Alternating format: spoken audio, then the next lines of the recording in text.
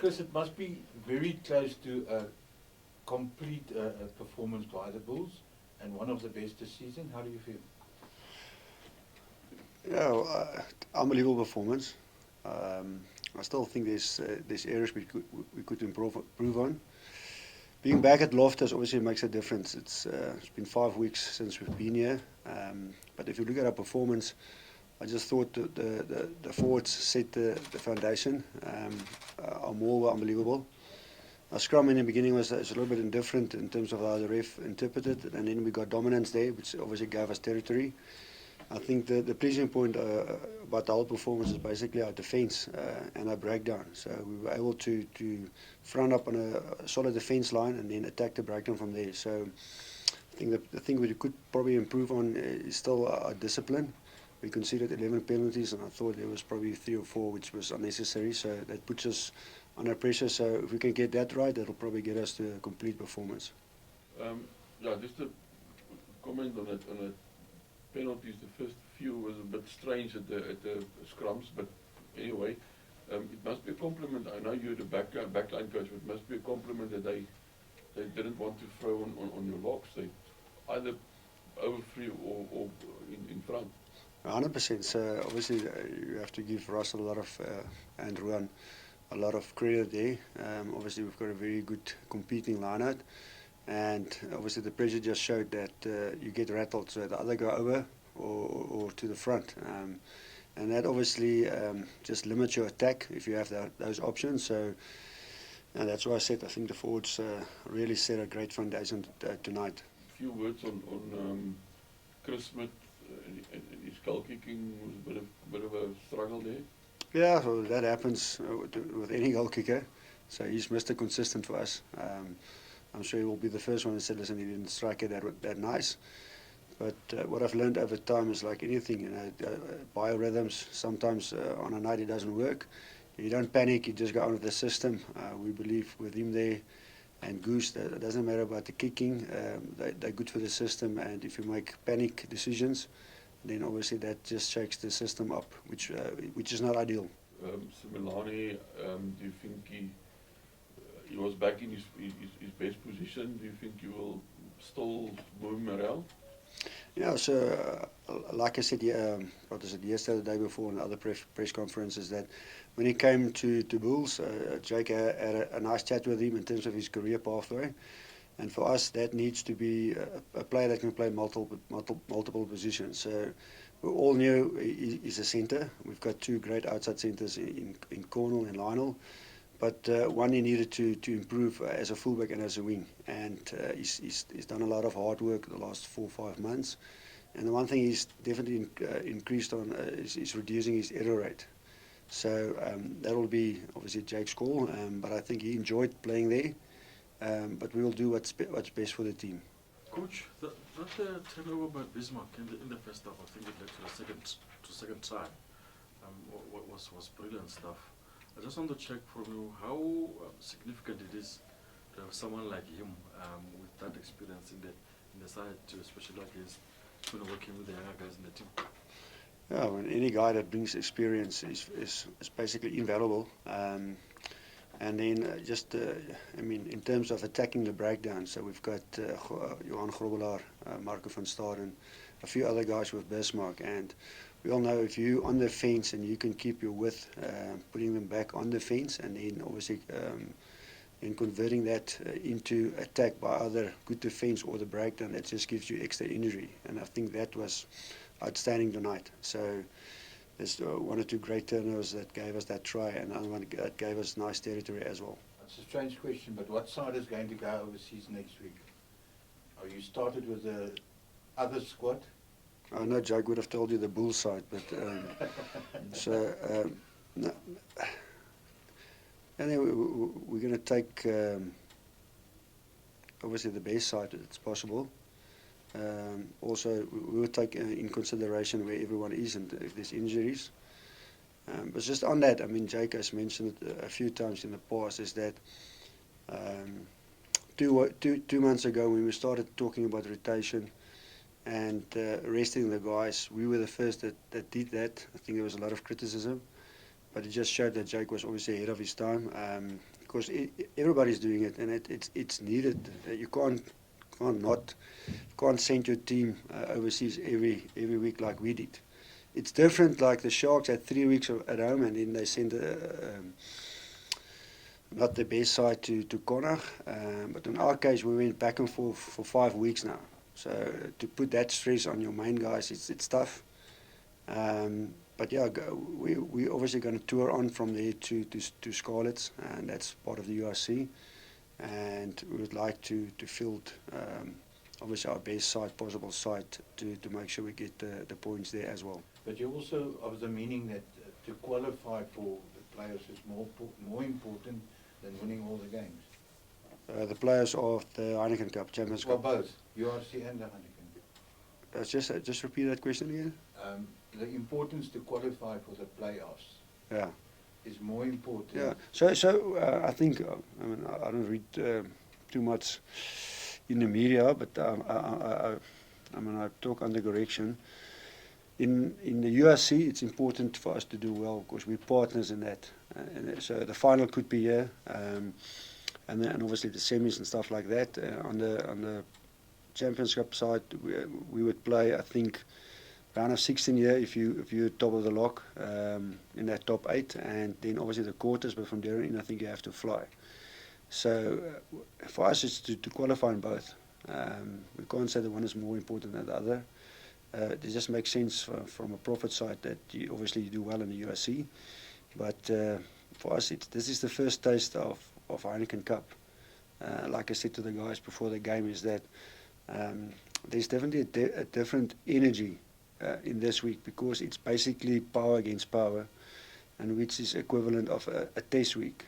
And you could see the focus of everyone, and the energy was just a few levels up. And then it's with that, and then I think why people enjoy it is because it brings out the best out of the best of the players. So yeah, so we would like to qualify in both. We can't necessarily say we're going to target the one above the other one. Chris, you mentioned power versus power this week, and the sort of heightened intensity. That first half was a real arm wrestle. I mean, it was toe-to-toe stuff. How pleased are you with the team and how crucial were those 2 tries just either side of half-time? And just their ability to seize that moment, those 2 moments, they made sure they got those tries. Yeah, we all know the big moments in the game is the first 10 of each half, and then the last 10 of each half. So we started off conceding, I think, 3 penalties. One was for that scrum that put us under a lot of pressure in our own 22. And I thought we survived that with good defence. So we turned that cycle over and then got that first points up. So which was like for us, it's just a mental boost, a confidence boost, and then capitalising just before and just after half time. Especially that one after half time, I think they kicked off. We conceded obviously that kick-off. I think they regathered it, and then we were under immense pressure. I think we turned it over, either by penalty, kicked it out, and then we scored from there. So that was massive. From that pressure, just turning the pressure cycle over and then putting it into points. That's vital. But just the power versus power, I think it's you that asked yesterday about our pack being a little bit more mobile, not dominant. I mean, like I said, I don't think there's a team that doesn't respect or fear the Bulls pack. It will always be like that. I think what we try to do is just to make sure our pack can play a balanced approach, but we'll do whatever is needed. And I thought the forwards were unbelievable tonight. They stood up against a formidable side, and and basically dominated them. I mean, having Nizam in that list here gave you guys actually just added presence at the breakdown. Yeah, I mean, that was a key. 100%. I think Kyle's obviously, we know Kyle brings a different type of physicality. And I think with Nizam there, he's basically got a great link between playing with the forwards and the backs. He's got that skill set, he understands space, and he's got good feet and hands. So, and then obviously he attacks the breakdowns. He just gives us probably a more balanced approach in terms of attacking space. But with Carl, I mean, not a lot of guys can stop him when he's dominant. Coach, just out of interest, how is Jack doing? Well, yeah. No, I think he was discharged today, if I'm correct. But I'm not allowed if I can comment on that. But I think he's doing well, especially after tonight. I think it was a tough week for him, for us as a union. It's not always nice when your head coach are out of the system. And probably well done to the doctors that took good care of him. I think the operation went well. And now he's always on the way to recover. I think it's going to be tough for him to sit still. I know his personality, but he's doing well, and I think we get regular feedback from Lunga and the media side. Hallo Chris, geluk met die wen. Daar was 'n paar uitmuntende segmente op die aanval, veral 2-3 van die tikskoppe en ook die agterlyn hoe hulle die bal uitgevat het ook. Dit moet vir jou baie bly maak as 'n aanvalscoach. Ja, verseker. Jy weet mos wat hulle sê, die voorspelers bepaal of jy gaan wen en die backs met hoeveel. Ek dink die voorspelers het vir ons die fondasie gelê. En as jy so 'n fondasie kry om van te speel soos vanaand, dan is dit maklik. En ons weet mos nou maar Kurtley het die baie spasie nodig hê, so hy was gevaarlik saam met Wandy, en ek dink die verspreiding van Zaki en Chris was baie goed, wat ouens daai ons in spasie gesit het, veral daai 1-3 in die begin wat David Kriel geskoor het. En ook Chris, die manier hoe die ouens aanhou speel het, as jy 32-14 voor is, dan sal jy mos dink die game is in die sak en jy hoef nie nou regtig nog te speel nie, maar hulle het aanhou en ook daai 3 laat die Wandy gekry. Ja, Asfak, so obviously op die vlak, soos jy sal weet, dis baie goeie spanne, en sodra jy net bietjie terug sit, dan kan die ouens 2-3 baie vinnig druk. So ek dink vanaand wat die ouens 'n punt bewys het. 5 weke weg van die huis af. Ek bedoel, dis die eerste keer dat ons die Vrydag aand voor die game in basis 6 weke by die huis slaap. So ek dink die ouens het persoonlik gemaak vanaand. Ek dink hulle wil 'n punt bewys. En ja, so ek haal net my hoed vir die spelers af. Het is lekker om te sien as die span het persoonlik maak en in alle fasette van die game weet domineer. Net laastens Chris, soos jy gepraat, die voorspelers inkomspel en die scrums het baie goed gewerk, maar die bonuspunt af te staan aan die einde vir Exeter, hoe voel jy daaroor? Is dit nie regtig 'n probleem nie, of ja, dink jy kan dit voortsit? Nee, dit is verseker teleurstellend. Ons werk hard aan ons dissipline en ons verdediging, en ek dink laasweek was onmoontlik sê ons eerste tree in die regte rigting.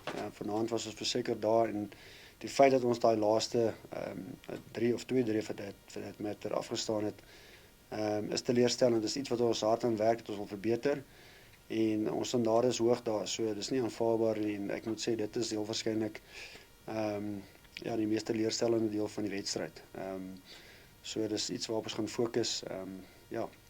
Hoi Chris, baie geluk met die wen. Dankie JJ. Wat is julle plan nou vir die volgende wedstryd? Gaan julle weer die jong ouetjies se kans gee met die denke met die URC vir die volgende game teen Scarlets, of gaan julle volsterkte span speel teen Lyon volgende naweek? Ja, JJ, so ons gaan 'n toergroep oorneem wat gebalanseerd is, maar dit sal waarskynlik die meeste van die ouens wees, aangesien ons nou Lyon toe gaan en daarvan af aanbeweeg Scarlets, so dit gaan moeilik wees om 2 spanne heen en weer te vlieg. Ek dink nie Sarah gaan dit toelaat met die begroting nie. So ons gaan Dinsdag oor, en dan gaan ons heel waarskynlik 'n toergroep van 30 min of meer neem, en dit sal meeste van die ouens vanaand wees met 'n paar ouens saam. So as daar enige rotasie is, dan gaan dit heel waarskynlik binne die 23-30 wees, maar nie soseer 'n hele nuwe span nie. Dit maak net logisties net nie sin nie, of is nie moontlik nie. En alhoewel seker ons heel waarskynlik dalk 'n rus nodig het ons nog 2 wedstryde oor voor daar 'n breek is. Chris, baie geluk met die wen. Net op Wandy, ek weet julle plaas in die geheel in julle agterlyn groepe groot premie op veelsidigheid en dinge, en ek weet Wandy het op 'n stadium op heel agter begin vir julle, maar is julle as 'n afrigtingkorps, jy weet, baie wil amper sê bemoedig, jy weet, deur die feit dat hy, jy weet, baie geleidelik nou besig is om sy stempel af te druk selfs in die middelveld?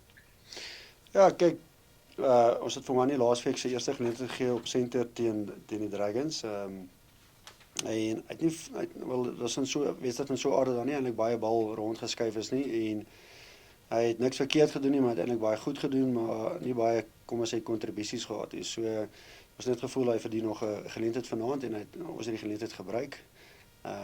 Maar ja, veelsidigheid is vir ons baie belangrik. Ek dink as jy na enige topspan kyk, moet jy 'n speler kry wat ten minste 3 posisies kan gemaklik dek, sodat hy in die spelpatroon enigiets kan vervul soos die wedstryd dit verlang. Ja, so hy vind sy voete, maar op 'n of ander gaan Jake wat daai gesprek met hom gehad het oor sy toekoms en basies sy career pathway op center of heel agter of vleuel, moet hy dit verbeter. Ek meen, obviously wil hy graag ergens heel waarskynlik seker vir die Bokke weer speel, en om dit te doen moet hy sy veelsidigheid en miskien op 'n ander posisie homself kan vestig ook. Of hy daar gaan speel die volgende wedstryd, gaan ons maar kyk wat is die vooruitsig vir die week en wie is almal reg en of daar rotasiestelsel gaan wees. Chris, ek veronderstel net soos ek verstaan heeltemal daai redenasie, so, maar ek veronderstel ook wat help is dat maak nie noodwendig saak, jy weet, of dis dalk partykeer 'n bietjie van 'n bonus soms, jy weet, om 'n ou net al het julle dalk planne vir hom in 'n ander posisie of jy weet dat die maker nou vir hom gelê is, jy weet, help dit soms, jy weet, vir 'n ou om net sy voete en sy selfvertroue te vind in 'n posisie waarskynlik waar hy 'n bietjie meer vertroud is mee. 100%. Ek bedoel, dit is die gesprek wat hy en Jake gehad het, so ek dink nie hy het tyd nodig op center, ek dink hy is heel gemaklik daar. Ek dink elke keer as hy die geleentheid kry daar gaan hy definitief gebruik. Maar as jy kyk na die groter groep, is dit belangrik dat ons heel waarskynlik 20 agterspelers het wat in enige posisie gemaklik kan wees. Maar in Wandy's verdediging of defense is dat hy het die laaste 5 maande baie hard gewerk.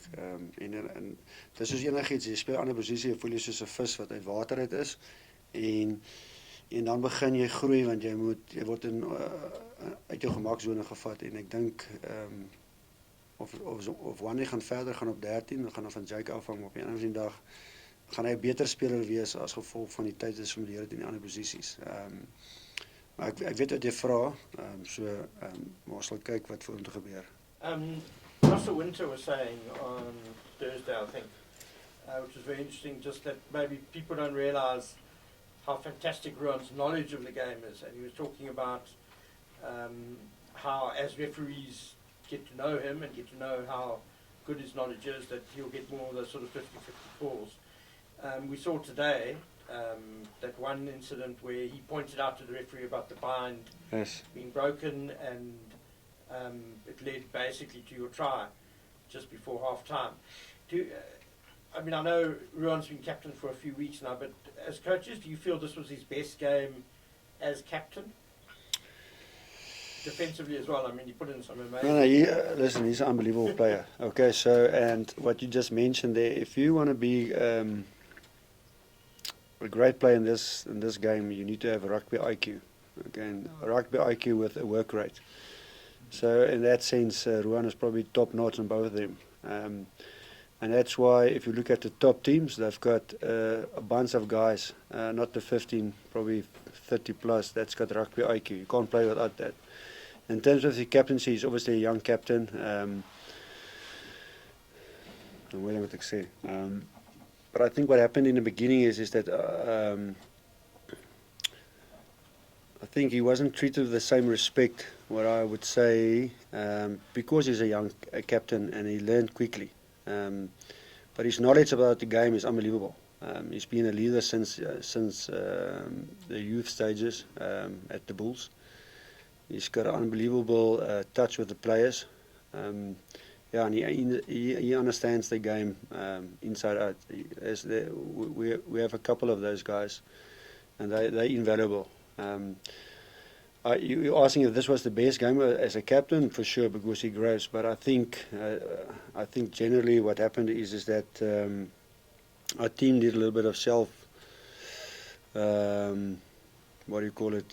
onderzoek, where they basically said, listen, they need to step up because you can have a leader, but you need to have support. And I think that's where I think the wheels started turning for us, where the guys made a step up, providing that support. Sharon, great captain.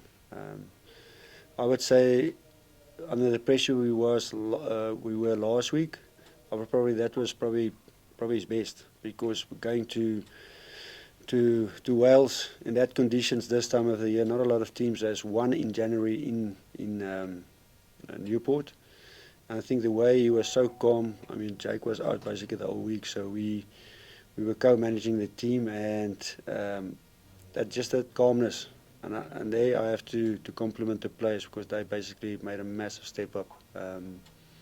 So I'm sure if the refs start knowing him and he gets more well known than like the other captains, which is all obviously World Cup Springboks, they would know that he's that guy they just explained.